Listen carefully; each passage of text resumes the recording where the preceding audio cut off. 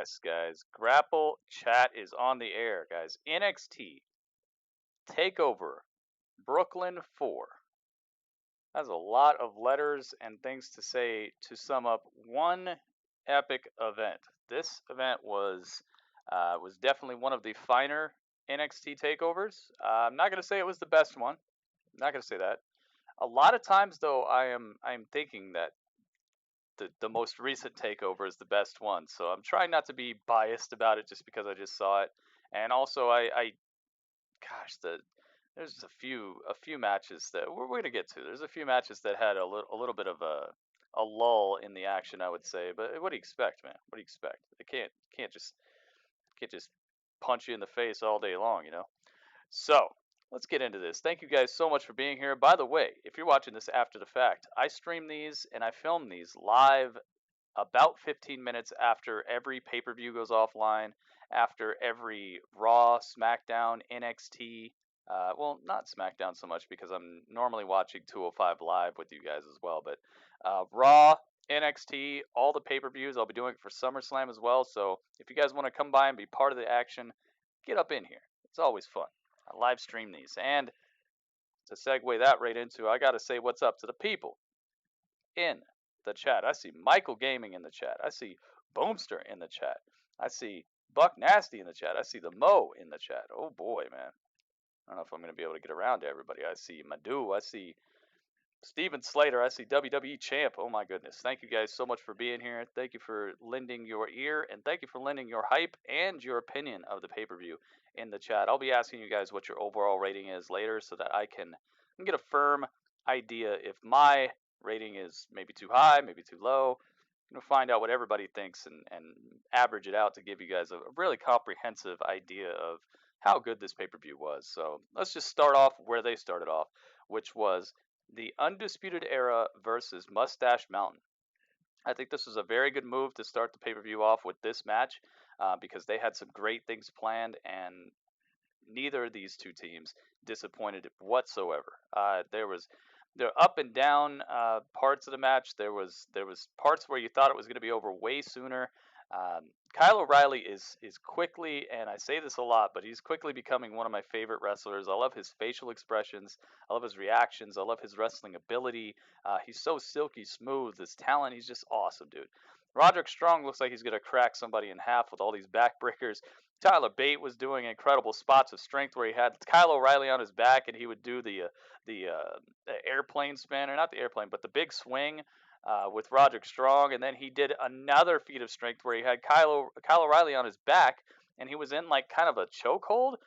He picks up Roderick Strong and deadlift suplexes him while he has another man on his back. The strength and the talent of Tyler Bate. He's the ceiling for this dude is just sky high. My goodness gracious, man. So the match continued on. We saw some huge spots. We saw damage to Tyler Bates' knee. So it was a mirror image, but it was just reversed, kind of like a mirror. A mirror image of what happened previously a couple weeks ago between the Undisputed Era and Moustache Mountain, where they worked so much on Trent Seven's knee that Tyler Bate had to throw the towel in. Well, in reverse of that, they worked so much on Tyler Bates' knee that Trent Seven went and got a towel and he was about to throw it in, and the whole crowd was just losing their mind, and so was I. And he acts like he's going to throw it in, but then he just throws it out, throws it into the crowd. He's like, no, you can do this. They get back into the match. There's a few more big, just incredible spots, and it looks like Moustache Mountain's about to take it. Out of nowhere comes Roderick Strong with a leaping gazelle knee this gazelle knee straight to the face of Tyler Bate makes Tyler Bate turn into a Raggedy Andy doll, and he just flips out of the ring. He's gone, and the Undisputed Era end up hitting him with just a incredible. It's almost like the Fall of Man that the Ascension used to do to people when they actually got to hit their finishers before. Remember when Ascension was able to do epic things and WWE actually booked them that way? Well, it was like that move. They flip Trent Seven which every way, and he smashes to the mat, and they get to 1, 2, 3. So the Undisputed Era retain their tag team titles in a match that has to be seen to be believed. I honestly think this might have been the match of the night. But then again, let me think about that. Let me think about that. Maybe it was not the match of the night, but it was. I would say it was tied for second, tied for second place for match of the night. This was a great tag team showdown, and I wish that they would do some things like this on the main roster. I know I say this every day, but please, please, please, main roster. Can you watch NXT, please?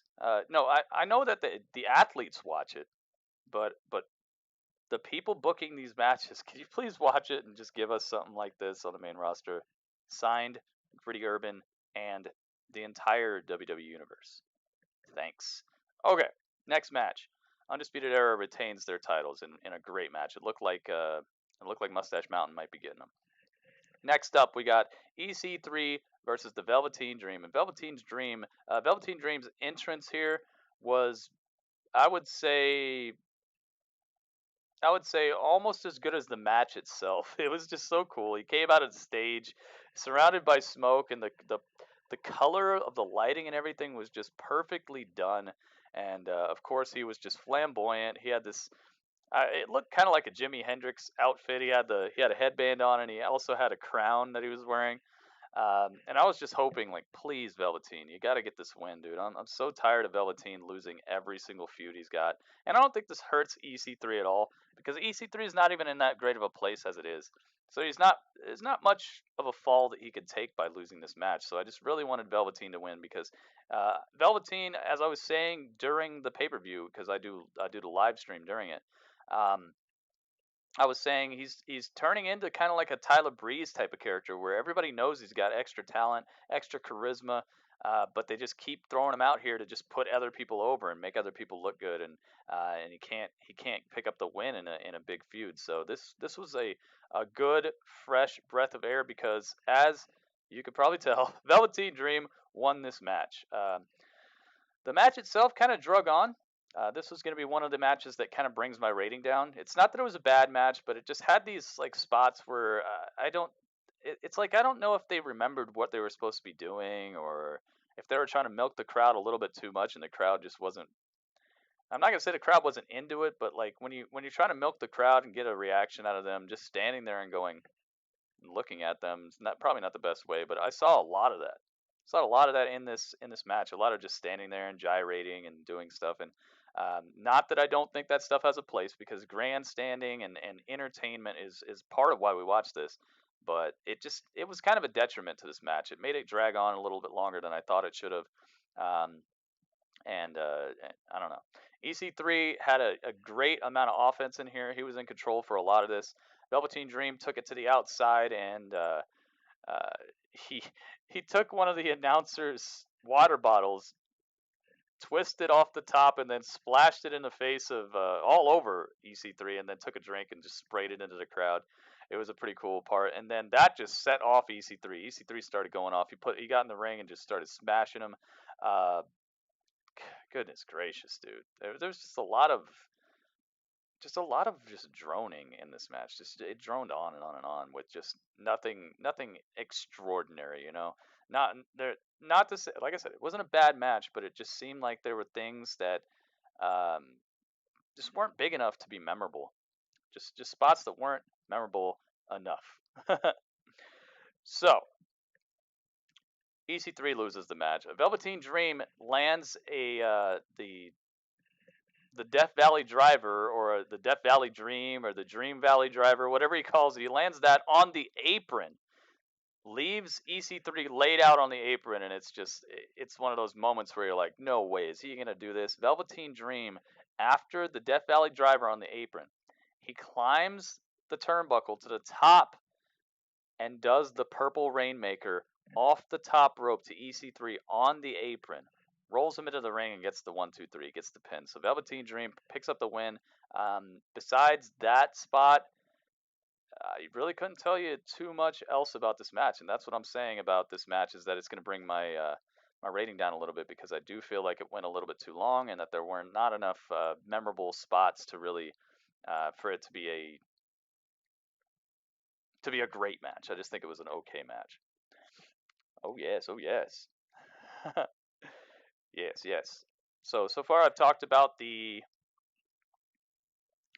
tag team match, the first match of the night, and the second match of the night now. So that was the second match. Velveteen Dream defeats EC3 in an okay match. I'm not too high on that match. I think it could have been done a lot better, especially with how much they put into the feud. You know, they had that live from the Velveteen Dream estate piece and all that. It looked like they were putting a lot into this, but it looks like the booking kind of fell a little bit short of what these two are capable of. And Velveteen Dream, he's epic, but his selling is a little bit too over the top for me. It looks comedic, and it takes me out of the seriousness of the wrestling.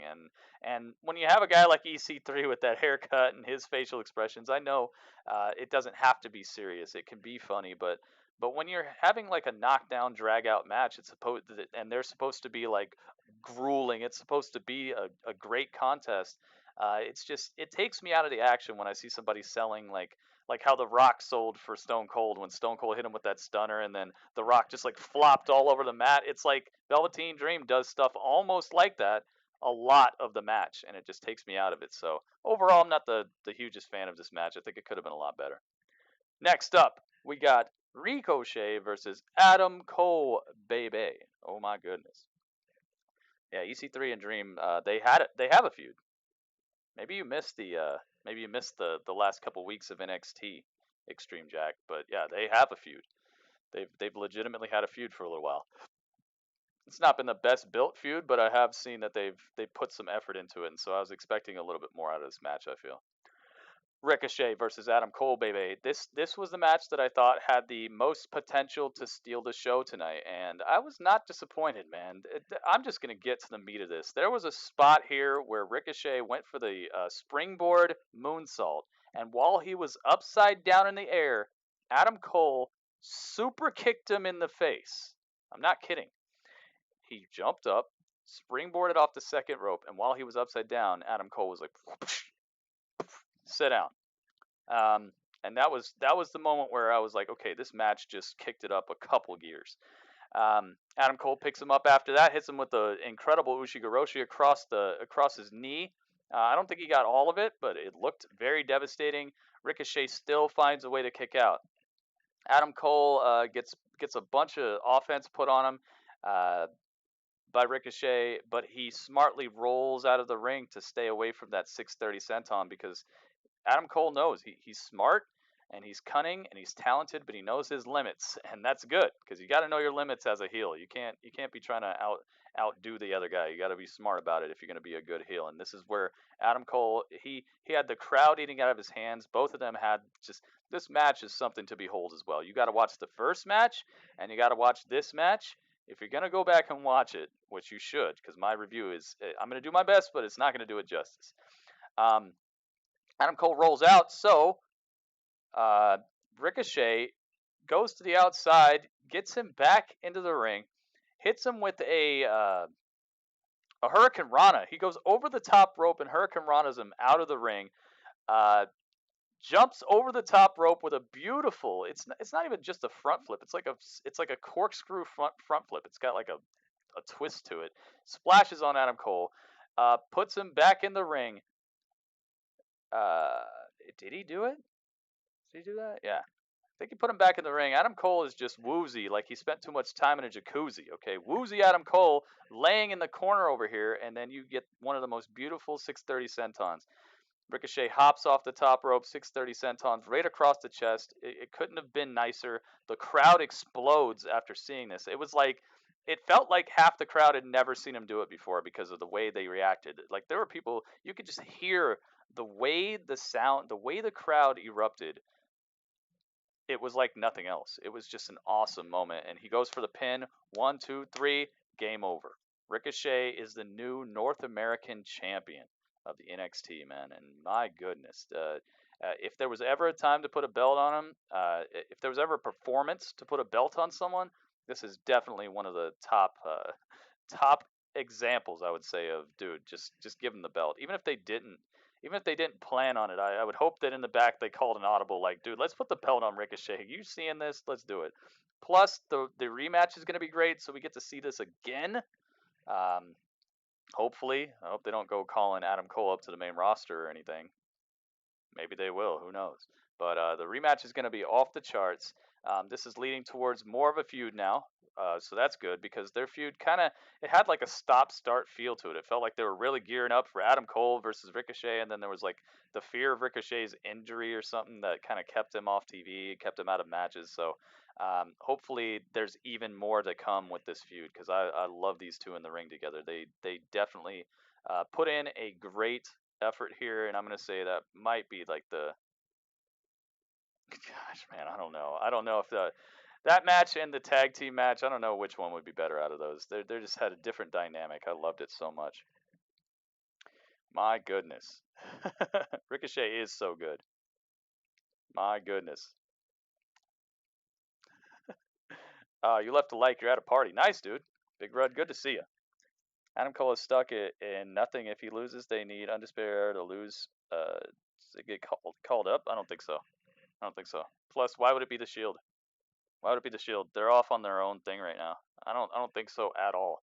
If it happens, it happens. But I think that's forcing a little bit too much since Dean just came back and Roman's all tied up with this Brock, and who knows what's going to come of that at SummerSlam. I really think that that forcing them back together as the Shield again, and then putting them up against a brand new a new team to the main roster, I think that's maybe a little too much. Maybe a little too much. I think that if they're gonna call them up, they need to just start off with like a regular feud. I don't think they need to be skyrocketed into fighting against three of the biggest and best talents that the WWE has. Their super main event guys, Seth Rollins, Roman Reigns, and Dean Ambrose. Like separately, they can main event any pay-per-view, but together, I feel like that's way too much investment to put into Undisputed Era just right out of NXT.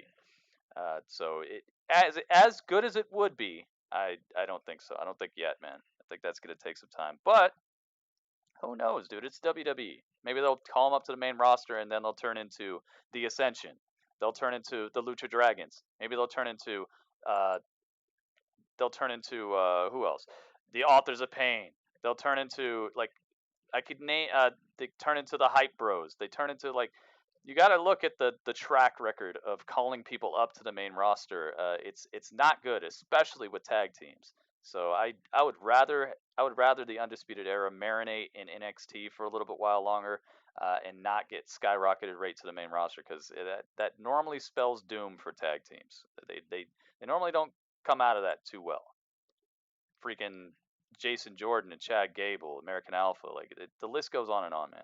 Getting called up is not some blessing in disguise. It's actually the opposite of that in a lot of cases. So I'd rather see Undisputed Era in NXT for however much longer that we can because they're magic down here. They're pulling off matches that you don't see on the main roster, and they won't let them do on the main roster.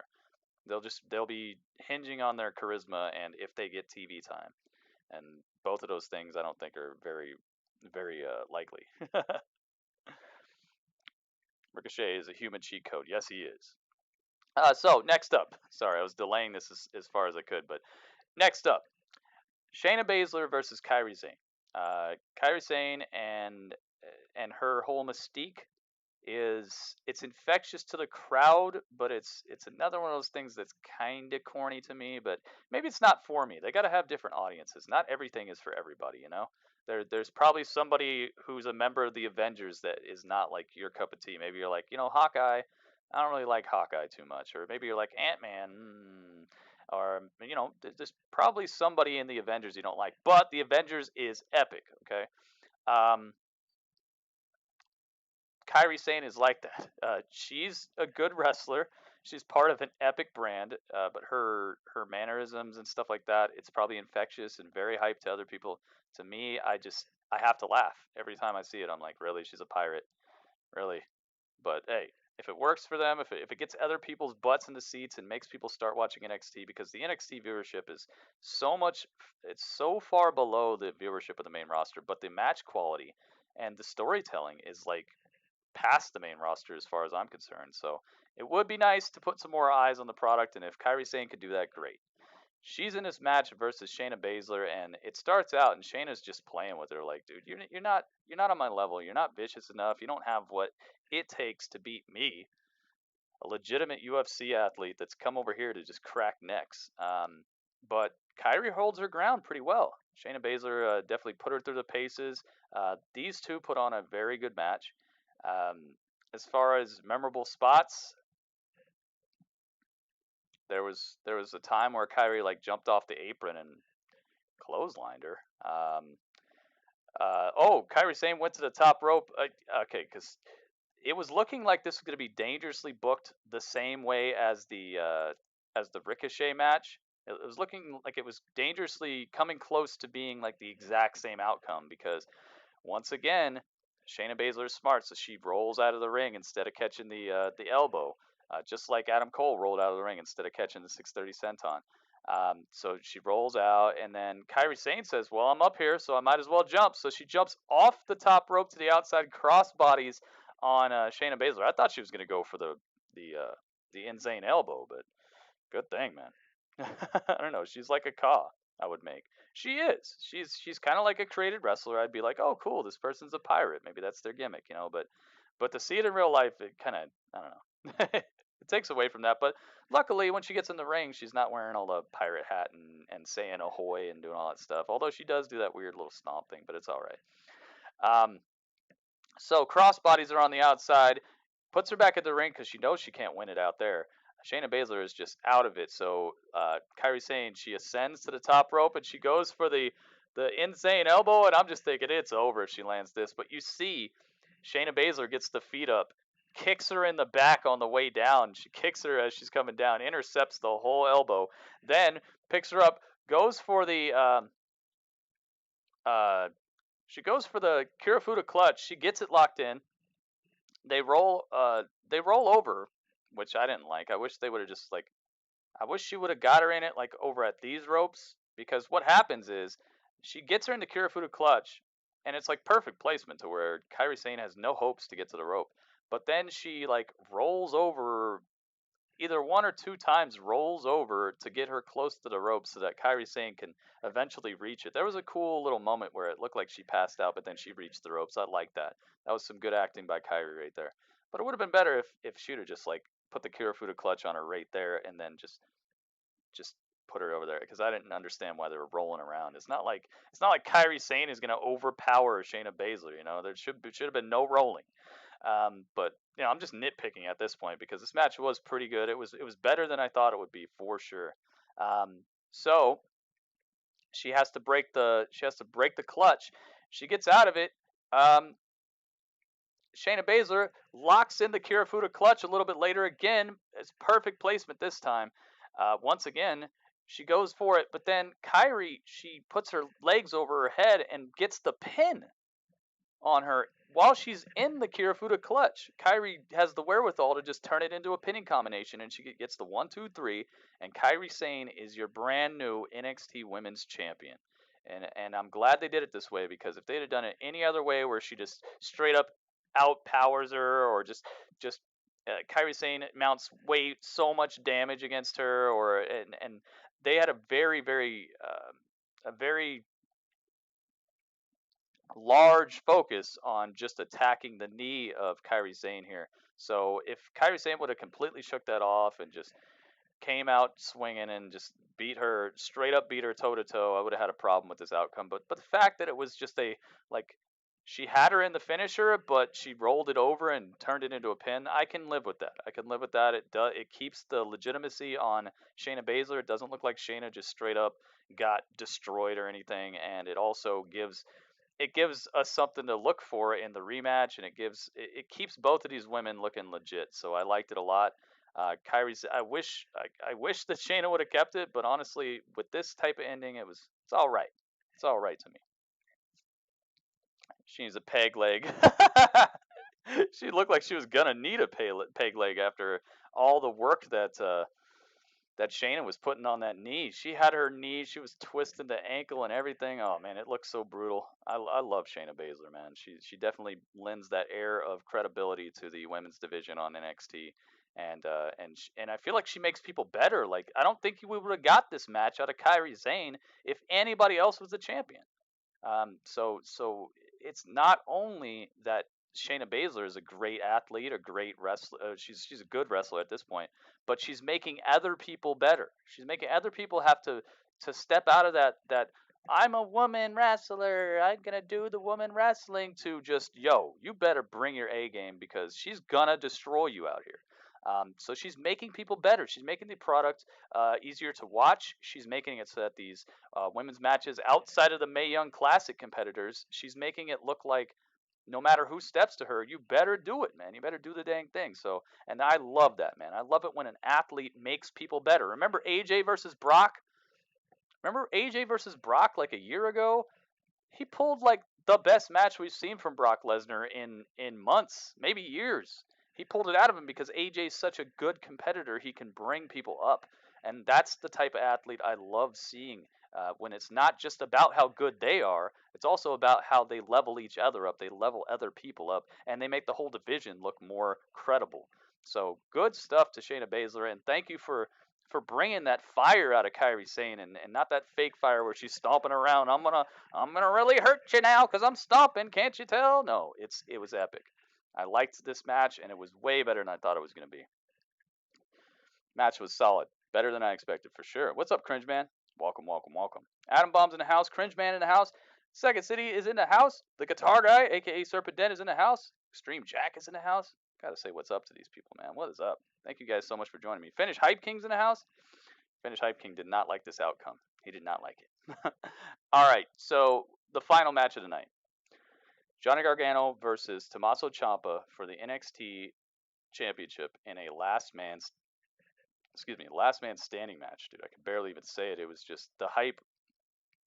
This match, it didn't have that same slow build that they like to do in NXT. Sometimes I feel like they try too hard to have like a build towards a finish instead of just doing a good match start to finish. And I'm not a booker or anything. I kind of am. I guess I kind of am.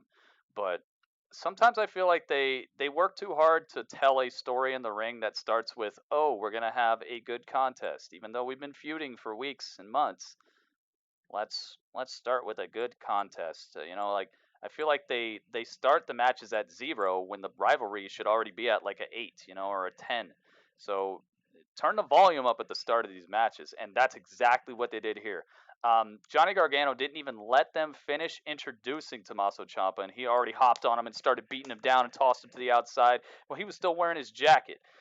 So that was epic. Right from the start, they had me right there. They had me on the edge of my seat because I'm like, thank you, dude. We know they hate each other. Can we get to it? Like, it shouldn't start out with a good old, hey, I'll put up your dukes, man. I don't know who you are. No, it started out with the intensity and the hatred that these two needed to start with. So I loved it right from the start, and that never changed. This match was just, it was edge of your seat action. You never knew what was going to come into it. The booking here was outstanding. I would not be surprised if Triple H was sitting there with them, like plotting out this whole match along with Shawn Michaels, along with like a couple other people who were backstage at NXT.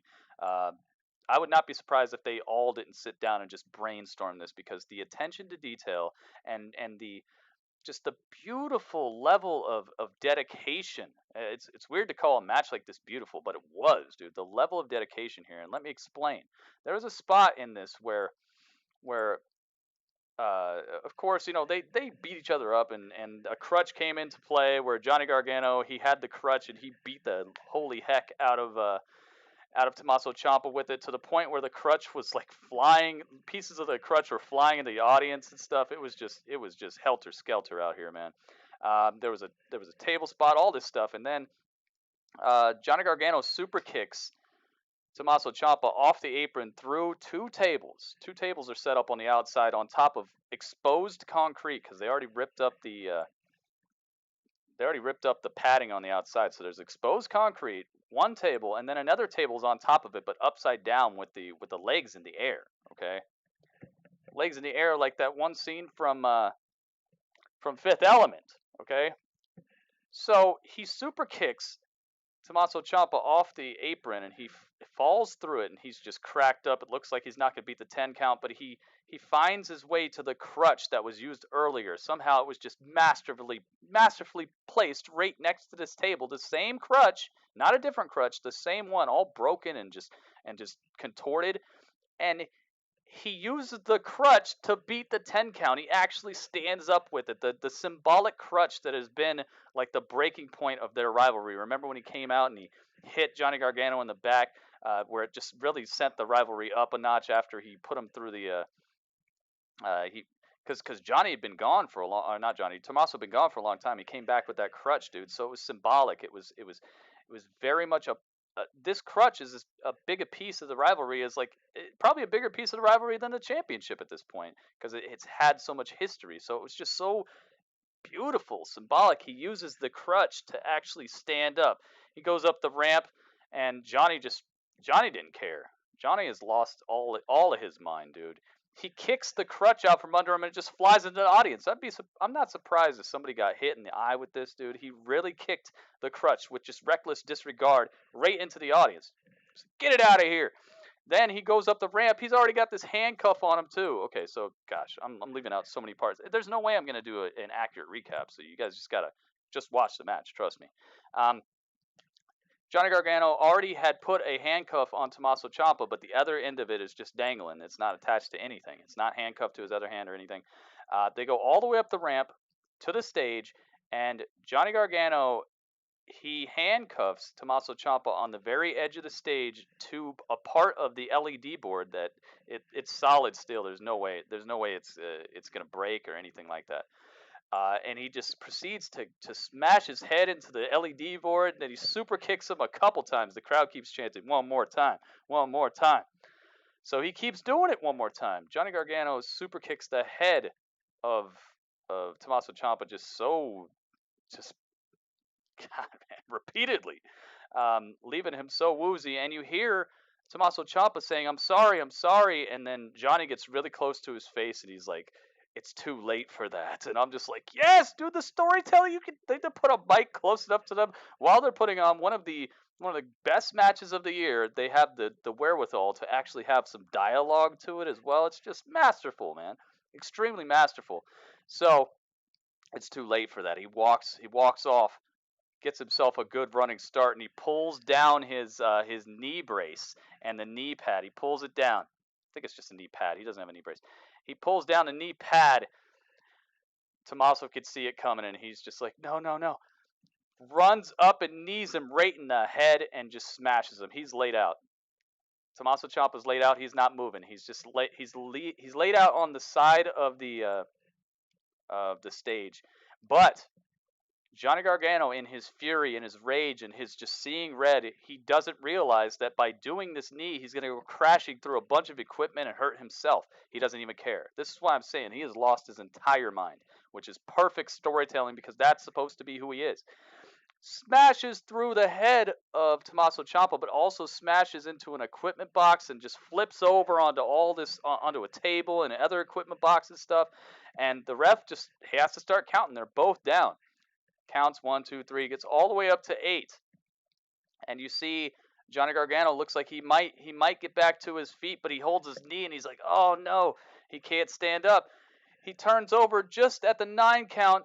You see Aleister Black. That would be cool though.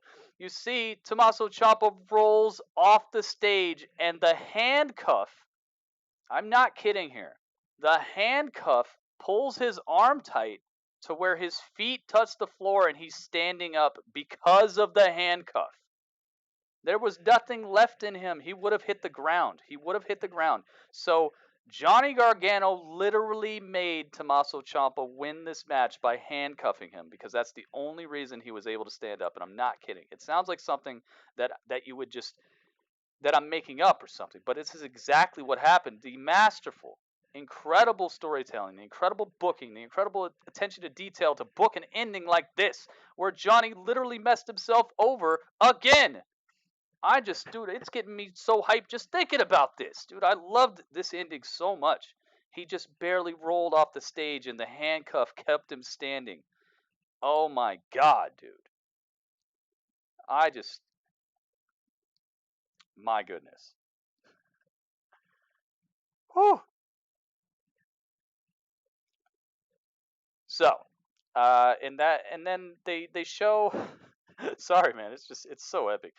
Uh, they show Johnny Gargano can't stand up. They have a bunch of EMTs and refs just checking on him and trying to help him out, but he can't stand. So eventually they have to pick him up and help him walk. Tomasso Ciampa gets unhandcuffed from the LED board, and he's holding up the championship, and they sit Johnny Gargano right on the stage, and Johnny Gargano looks over and he sees Tomasso and he's trying to get to him, but they're like, "No, stop, dude! It's over with." He can't get to him, and he just has to watch Tomasso Ciampa hold up the championship, and it's just brilliant, man.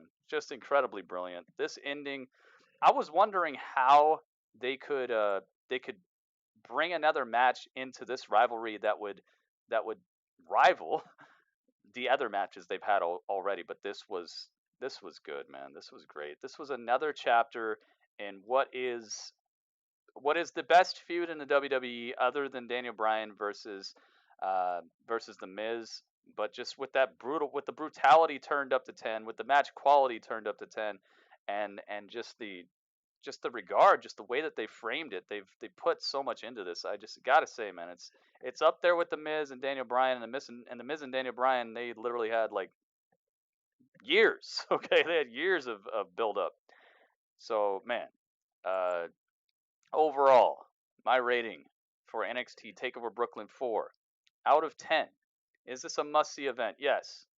Did you miss something if you didn't see this? Yes.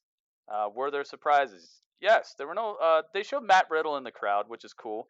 Matt Riddle is. They did say that Matt Riddle is the newest NXT signee. He had some luxurious hair, like me. So him and we already have something in common.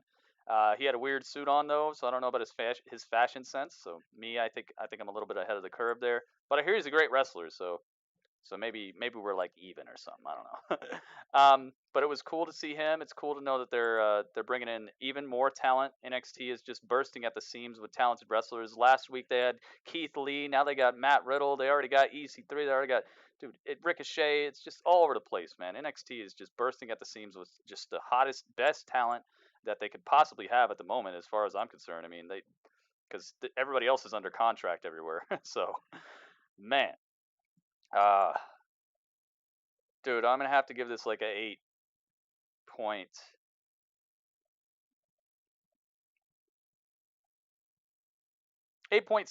I'm giving it an 8.6.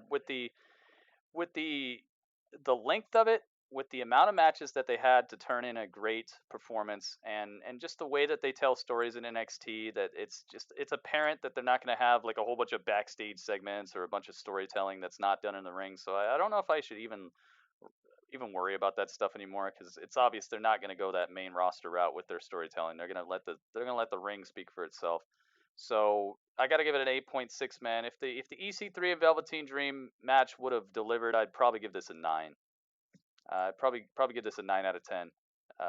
Because pretty much every other match was better than expected. Even the Kairi Sane and Shayna Baszler match. If the Shayna Baszler and Kairi Sane match would have had a few more memorable spots, and if they'd have really just took it to the limit there, maybe it'd be up over a 9.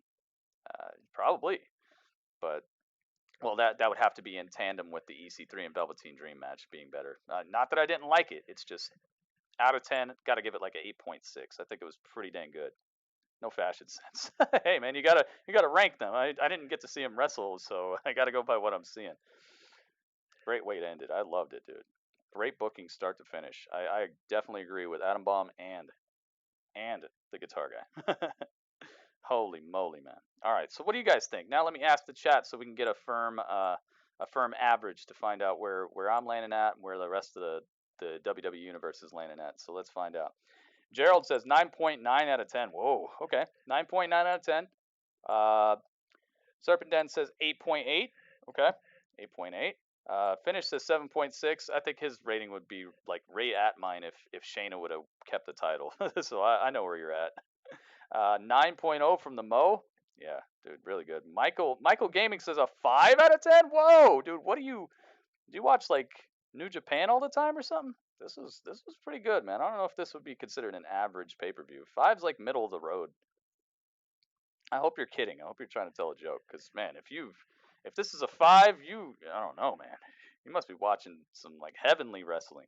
I gotta find out what you're watching and watch that. 8.6 says Second City. 8.5 says Atom Bomb. Yeah, see, NXT's still gonna be better than SummerSlam. Hey, man, SummerSlam's got like more than double the matches. They have all the production people. They got so much attention to it and stuff. Wrestling wise, yes, but SummerSlam, they're gonna do some special things. They're gonna do some special things that are gonna have us like, Brooklyn was a better wrestling show, but SummerSlam, they did some good stuff. I don't think it's gonna be the blowout that people are expecting. Wrestling wise, probably, yeah. But AJ and Samoa Joe could kill it. Dolph and Seth can kill it. Even Brock and Roman can do something that'll definitely turn heads. Who else? The Charlotte, Becky, and Carmella match. It could have some twists to it. Charlotte normally puts in a pretty good effort, and Becky's pretty dang good too. And Carmella's even been stepping her game up as well. I know it's not gonna be like this, but I think there's a couple matches on there. Plus the New Day versus the Bludgeon Brothers. Hopefully they have a better outing than they did last time they fought. I think there's some opportunity for SummerSlam to really have people talking. So yeah, I do think NXT is gonna be a better wrestling show overall, but SummerSlam might be a better spectacle. I don't know. We'll see. We only got a few hours to wait, guys. Less than 24 hours from now, we're gonna be live and into the fight card of SummerSlam. So I hope I'll see all you guys in here for that as well. Shayna winning. It would be 8.6. See, be right around where I was at. Oh, you didn't watch the whole pay-per-view. Oh, I see. Eh. Roman Reigns will turn heel. We'll see, man. We'll see. I hope that's just a prediction. I hope you're not coming up in here with spoilers, man, because we don't do the spoiler rumor dirt sheet thing in here. So I hope you're just talking about that from your own thoughts. No spoilers, no rumors, no dirt sheets. Thank you guys so much for your rating. I think our overall average would probably be somewhere around an 8.7, something like that, 8.75 maybe, just based off of all you guys. I'm just doing like hazy math in my head, so forgive me if the math is wrong. But yeah, I think altogether, I think it's about an 8.6 on mine. But overall, I'd say that the average was somewhere around like an 8.7 to maybe down to like an 8.4 or something like that. Overall, great pay-per-view, worth a watch, worth a rewatch. I'm definitely going to go back and watch that tag team match again, and I'm definitely going to watch that main event probably a couple times, because that tore the house down for sure. They killed it, and that booking was just fantastic, man. From a person who runs an online wrestling league, I wish I could book stuff like that. I wish the game would let me script outcomes and things to just make a pay-per-view have things like that happen. Or just have that level of control where you could handcuff somebody to something like that, or could do this and that. It'd be really nice. I long for the day that I am able to book some stuff up like that, because that was just brilliant. Overall, 8.3. Oh, okay. 8.3.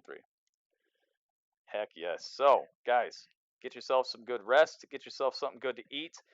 Please be ready for SummerSlam. I am starting the broadcast at 2 p.m. Pacific time, okay, which is 5 p.m. Eastern time. Sorry, the hazy math, okay, hazy math. I'm famous for that, hazy math. So please be here. That's when the pre-show is going to start, and we have some pretty cool matches on the pre-show as well. We get to see Zelina Vega, and that's enough right there. You get to see Zelina Vega, all right? That's it. Zelina Vega, Lana, and Rusev and Andrade Cien Almas in a mixed gender tag team match, I believe.